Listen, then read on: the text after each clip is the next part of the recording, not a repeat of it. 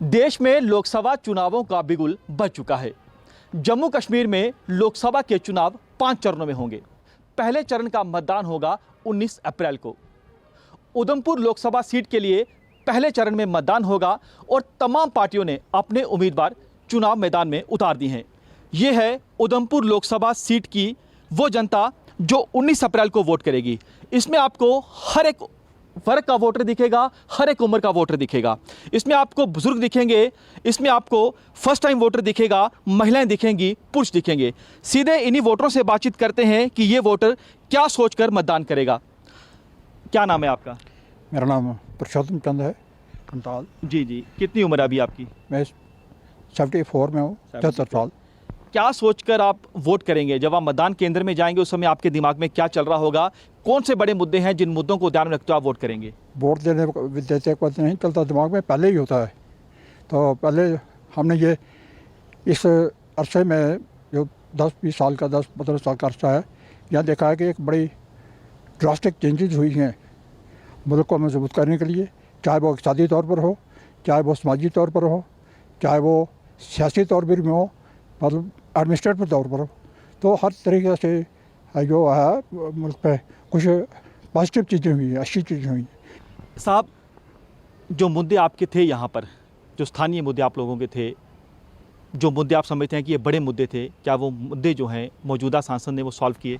देखिए, ये जो उधमपुर डोडा पार्लियामेंट हल्का है हमारा, पिछले 5 साल पहले जहाँ इलेक्शन हुआ उस वक्त भी हर पार्टी के लोग जहाँ आए और उन्होंने अपने अपने ख्यालात जहाँ रखे कि हम ये करेंगे वो करेंगे। लेकिन 5 सालों में हमने पूरे से डोडा, उधमपुर और कठुआ का जो पार्लियामेंट हल्का है, इसको हम देखें तो कोई जहाँ पर कोई चेंज नहीं आई। जैसे मैं मोटे तौर पर आपको बताऊँगा कि तरक्की के मामले में ये टनल जो है ये यूपीए की सरकार में शुरू हुआ, 7 साल इसका काम चलता रहा।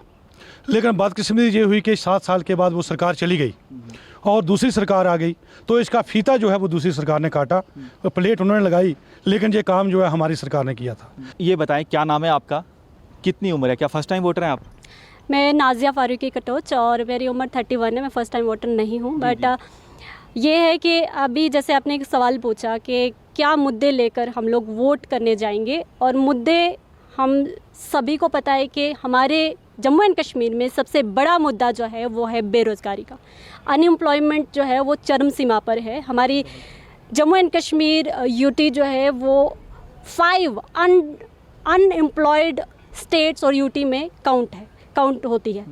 तो ये हमारे लिए बहुत ही डिसअपॉइंटमेंट वाली बात है कि हमारे जम्मू एंड कश्मीर का युवा इतना कैपेबल होने के बाद, इतनी क्वालिटीज़ उनके पास होने के बाद, मतलब वो एजुकेटेड भी है, MA करके, PhD करके, हमारा जो युवा है वो मजबूर है कि वो या तो उनको प्राइवेट जॉब भी मिल नहीं रही according to their capabilities, according to their उनकी क्षमता के अनुसार। सो हमारे लिए सबसे बड़ा मुद्दा ही बेरोज़गारी का रहेगा, और ये हमने अपने माइंड में रखना ही है before casting our votes.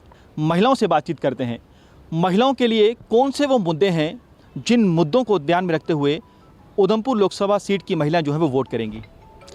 Vote करेंगे, डेवलपमेंट होनी चाहिए, बेरोज़गारी भी ख़त्म होनी चाहिए। हम तो सहमत हैं, जो हमारे लिए करता है, जो हमारा सहयोग करेगा, हम उनके लिए, हम उनके साथ हैं। जो आपके सांसद हैं वो मंत्री भी हैं केंद्र में जी। तो हुआ डेवलपमेंट हुई भी है, कह भी सकते खुश हैं। हैं कामकाज से आप? हाँ, हुई भी है, और कई दफ़ा आगे जो चमचे होते हैं वो नहीं भी करते हैं। जरूरी थोड़े आप वहाँ से लोगों की यहाँ जरूरत थी, जो होना चाहिए था, आपको लगता है कि वो हुआ या नहीं हुआ? तो हुआ है, बेहतर हुआ। हाँ जी जी। आइए कुछ और लोग हैं, इनसे भी बातचीत कर लेते हैं। भाई साहब, जैसे बिजली, पानी, अस्पताल, शिक्षा, ये लगता है कि सब ठीक है यहाँ पर? जी भाई साहब, अभी पूरी तरह से तो नहीं है, लेकिन 10 सालों में जितना काम हुआ है। अब पहले देखते थे कि कोई भी ट्रांसफ़र सड़ जाता था तो महीना ट्रांसफ़र नहीं आता था, बिजली की इतनी ज़्यादा दिक्कत होती थी।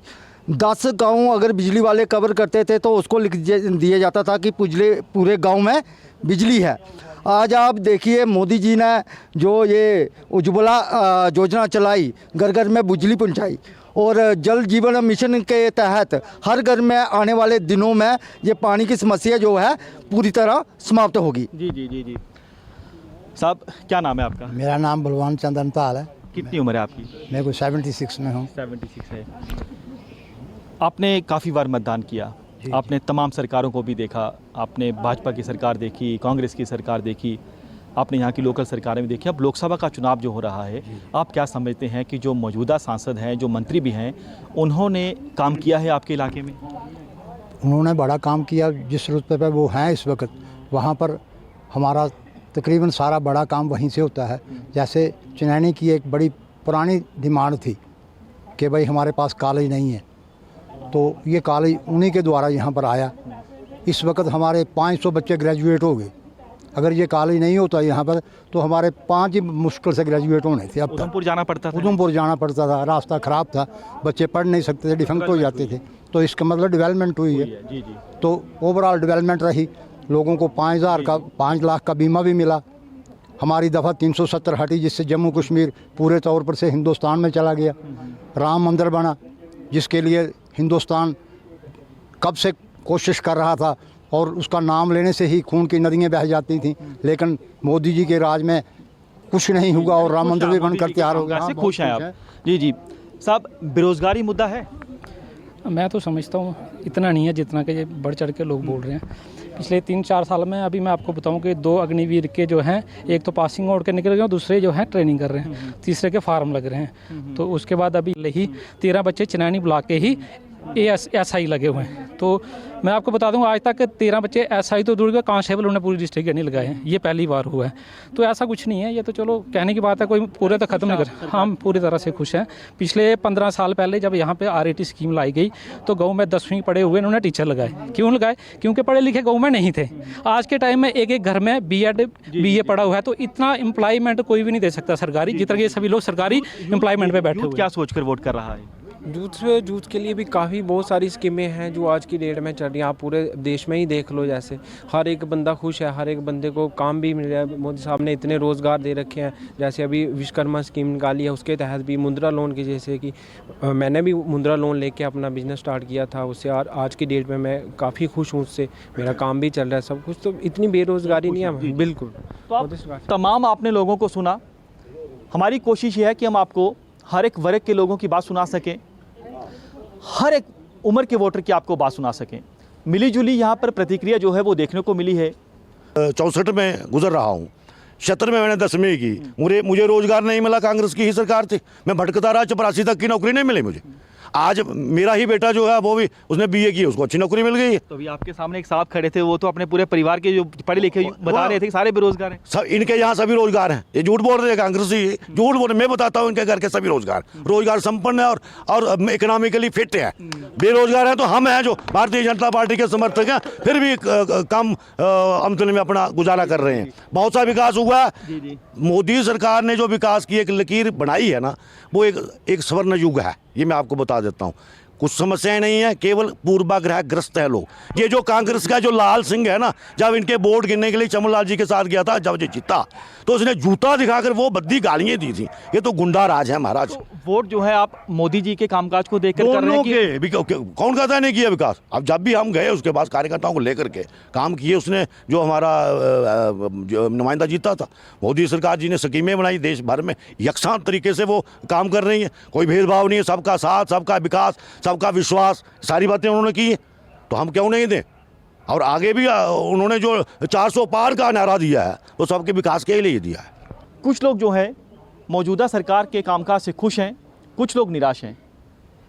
इनका कहना है कि यहाँ पर जो मुद्दे हैं वो बेरोज़गारी है, करप्शन है, कुछ अन्य मुद्दे हैं। लेकिन बाकी लोग कह रहे हैं कि सरकार ने जो वादे किए थे, जो मौजूदा सांसद ने वादे किए थे, वो पूरे किए हैं। यानी एक मिलीजुली प्रतिक्रिया जो है वो यहाँ पर देखने को मिल रही है। कैमरामैन ओंकार सिंह के साथ पंकज शर्मा, न्यूज़ 24, उधमपुर, चनैनी।